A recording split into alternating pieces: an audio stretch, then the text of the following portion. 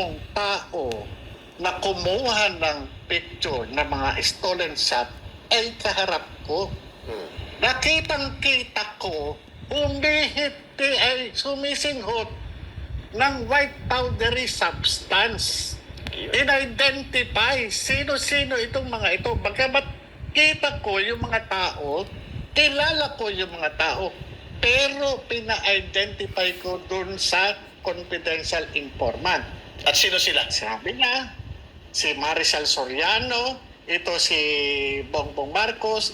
Pinaulit ko pa kung ano ang alam niyang pangalan itong mga ito. Hindi ako nagsabi niyan. Grabe. Yung confidential informant. Ano ang access niya?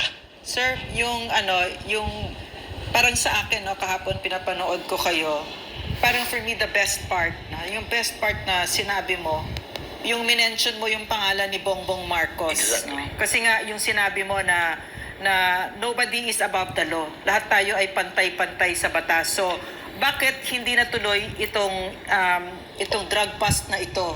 Kasi bakit na-cover up? Kasi may nag-intervene si Paquito Ochoa, no, executive secretary nung panahon na yon. At siya ay isang senador, si Bongbong Marcos at that time.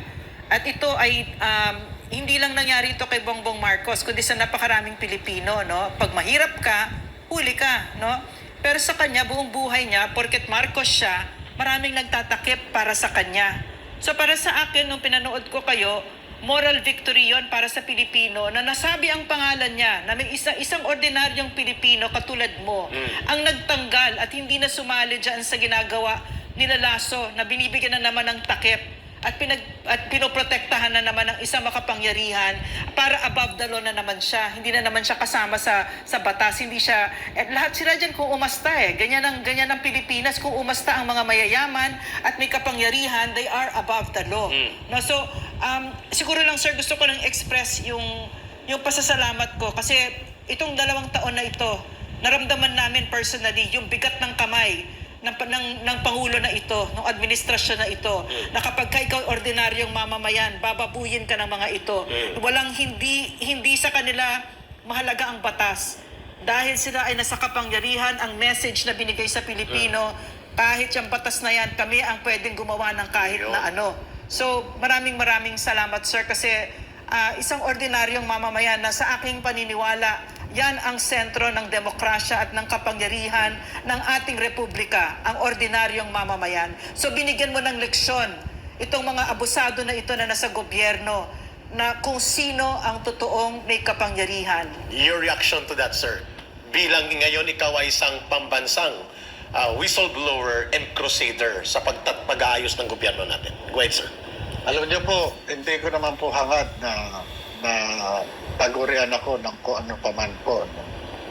Ito pong yung declaration ko sa Senate investigation, ito po yung pagsasabi lamang po ng aking mga personal na kaalaman Yes. na na-reduce ko dun sa declaration ng confidential informant.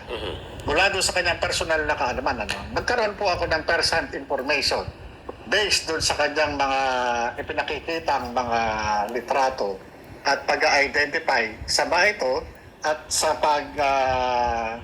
pag-describe niya sa kung ano yung mga ginagawa. Doon sa ano ito ginagawa, ano itong ginagawa nito. Kahit na nakikita mo na sumisinghot yan at kahit nakikita mo na yan ay kulay puti na sinisinghot, pinadidescribe ko po sa kanya kung ano yung ginagawa at kung ano yung sinisinghot. Yun po yung sa akin. Yung po, yung pinanumpaan ko po sa laysay o yung testimonya sa Senado, base lamang po sa mga deklarasyon ng confidential informant. Ngayon, gaya po ng sinisikap ko po na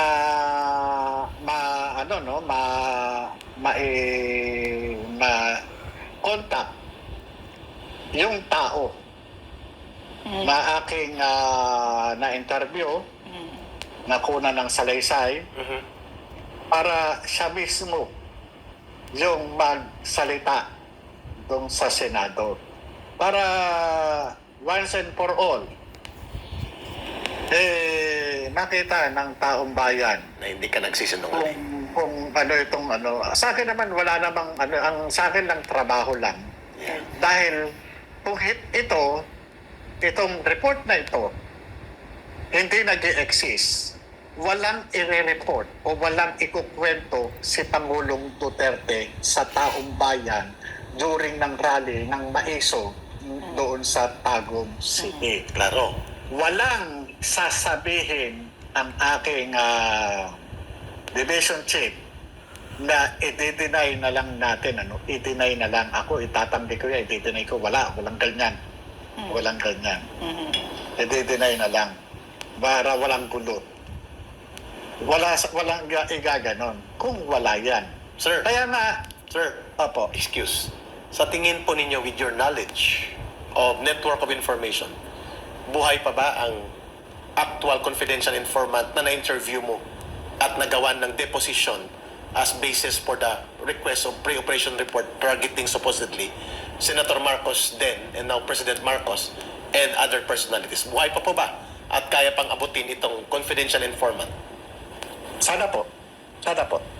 Ayun.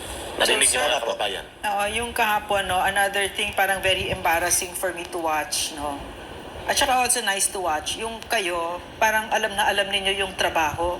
Alam na alam ninyo, bawat galaw, tsaka trabaho lang, no, sinasabi mo parate. Gustong-gusto ko yun kasi yun yung parang motto namin noon kay President Duterte nung kami nagtatrabaho, no. Lagi kaming, trabaho lang tayo. Trabaho lang tayo. Kahit ano iba to, basta trabaho lang tayo. Pero kahapon, pinapakinggan ko si DG Lazo, no. Sakit niya pakinggan kasi parang hindi niya alam yung trabaho niya. At saka yung laging bumabalik ka sa mandato. Yun mahalaga yun yung bumabalik sa mandato kasi nakita ko under this presidency, lumalayo na yung usapan ko pero gusto ko lang sabihin lang yon na napakahalaga. Katulad kunyari ng PCO, Presidential Communications Office, hindi nila alam mandato nila, parang nakakagulat masyado. No, kasi nakita ko ang leadership na ito, kahit siya hindi niya alam yung mandato niya. No, so it has become yung leadership, talagang apektado silang lahat. So, gusto ko makakita talaga ng lingkod bayan na alam niya yung mandato at yung trabaho niya. So, kahapon hindi ka malusutan kasi alam mo talaga kung ano yung sinasabi mo. Yes, sir. At nadugtungan ko binabanggit Yes. ni Ma'am Lorraine, sir, binigyan ng pagkakataon ang PDEA na i-demolish ka. No? In fairness, Right away. right away, demolition job, Demolition job. denial, and then sinalangan ka ng 8 na magdi-deny ng iyong sinasabi, but you stood your ground. Yeah. And hindi nila natinag ang iyong direct assertion, personal direct knowledge, and revelations in spite na 8, yung 8 sinabi nila, iwas talaga sila to confront you, but you were confronting them with your truth. Ang tanong namin ngayon doon sa observation na yan, Mr. Morales, you were very certain of the truth.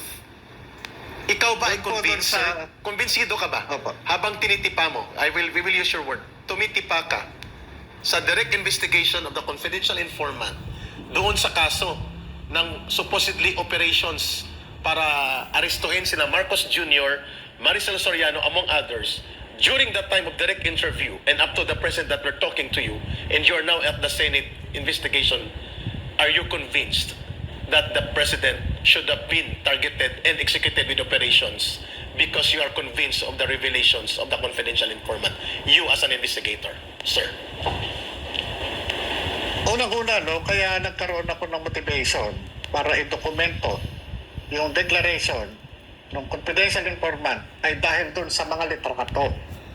Ang litrato na nakaprint sa papel, nung nakita ko at pinakita yung pinanggalingan ng printed photos mula doon sa cellphone, pareho Pareho. At yung mismong tao na kumuha ng picture ng mga stolen shot ay kaharap ko. Nakitang-kita ko, humihiti ay sumisinghot ng white powdery substance. In-identify sino-sino itong mga ito. Bagamat kita ko yung mga tao, kilala ko yung mga tao, pero pina-identify ko dun sa confidential informant. At sino sila? Sabi niya, si Maricel Soriano, ito si Bongbong Marcos. Nung pinakulit ko pa kung ano ang alam niyang pangalan itong mga ito. Hindi ako nagsabi niyan. Grabe. Yung confidential informant. Ano ang access niya? Ano ang access niya? Sinagot din niya. Ano siya doon? Bakit nandun siya? Sinagot din ng confidential informant.